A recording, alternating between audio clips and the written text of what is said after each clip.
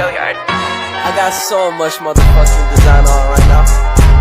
Break it down, bring it back, make it clap. I got 3 old thoughts, new block, wear that thing. Bitches on my line, and you know.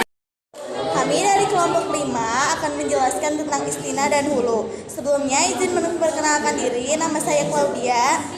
Nama saya Melisa. Nama saya Wina. Nama saya Najwa. Nama saya Nesya Syifa.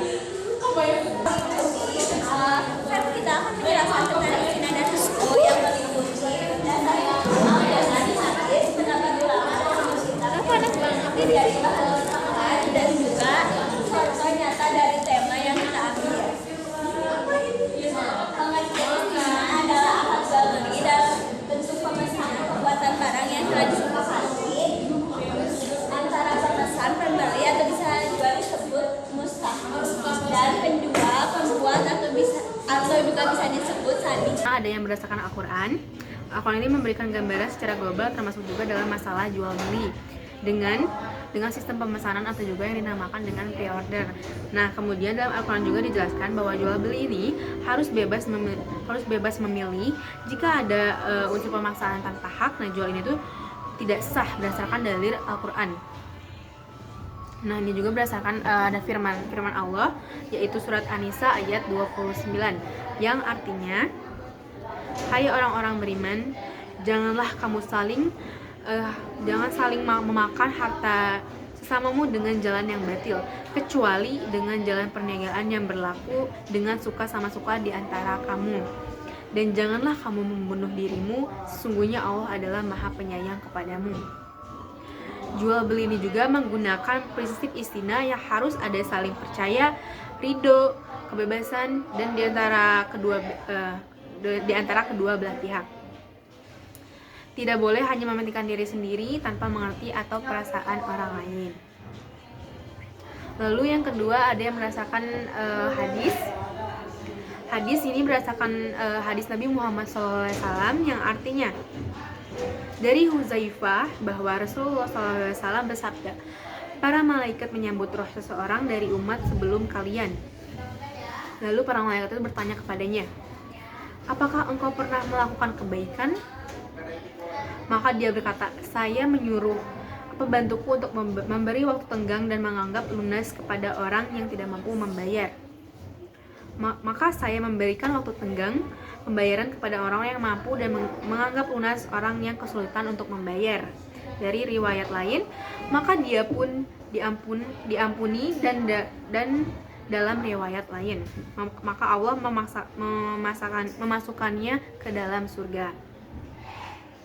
Dari hadis ini kita dapat disimpulkan bahwa jual beli itu dari hadis di atas dapat disimpulkan bahwa dalam jual beli istina adanya masa tangguh atau waktu tenggang yang diberikan kepada pembeli dalam melunasi pembayaran. Nah, dan memberikan kemudahan bagi yang belum mampu untuk membayar atau dalam kesulitan untuk membayar. Pun menurut ulama dan hadis dan kitabnya, ulama yang memperbolehkan istina berpendapat bahwa istina disyariatkan berdasarkan Nabi Muhammad SAW, bahwa beliau pernah meminta dibuatkan cincin sebagaimana yang diriwayatkan Imam Bukhari sebagai berikut dari Umar radhiyallahu anhu, bahwa Rasulullah SAW minta dibuatkan cincin. Kemudian beliau meletakkan cincin tersebut di telapak tangan orang-orang pun membuat cincin. Kemudian beliau duduk di atas mimbar melepas cincin dan bersabda, sesungguhnya aku tadi memakai cincin dan aku letakkan batu mata cincin itu di dalam telapak tangan. Kemudian beliau membuang cincinnya dan bersabda, demi Allah, aku tidak memakainya selamanya. Kemudian orang-orang membuang cincin itu, hadis riwayat Abu Bukhari. Adapun menurut Ibnu Al-Ashir menyatakan bahwa maksud beliau meminta dibuatkan cincin untuk Al-Kaisar dalam kitab Badawu Asani menyatakan bahwa istina telah menjadi ijamah sejak zaman Rasulullah SAW tanpa ada yang menyangkal kaum muslim yang telah memperlakukan hal tersebut ini karena memang dibutuhkan. Nah, di sini ada rukun dan syarat. Rukun dari istisna yang harus dipenuhi dalam transaksi ada beberapa hal. Yang pertama ada perilaku akad, yaitu mustasni adalah pihak yang membutuhkan dan memesan barang, dan sani adalah pihak yang memproduksi barang pesanan. Yang kedua ada objek akad, yaitu barang atau jasa dengan spesifikasinya dan harga. Yang ketiga ada sikhat, yaitu ijab dan qabul. Adapun syarat yang diajukan ulama untuk memperolehnya transaksi jual beli sistem pesanan adalah yang pertama adanya kejelasan jenis, ukuran, macam, dan sifat barang karena ia merupakan objek transaksi yang harus diketahui spesifikasinya. Yang kedua ada merupakan barang yang bisa ditransaksikan atau berlaku dalam hubungan antar manusia, dalam arti barang tersebut bukanlah barang aneh yang tidak dikenal dalam kehidupan manusia, seperti barang properti dan barang industri lainnya. Yang ketiga ada tidak boleh adanya penentuan jangka waktu. Nah, di sini ada contoh nyata istisna.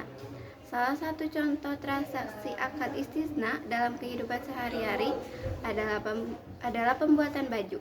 Dalam pembuatan baju, seseorang bisa datang kepada penjahit maupun desainer untuk memesan barang sesuai apa yang diinginkan sekaligus dengan ukuran-ukurannya.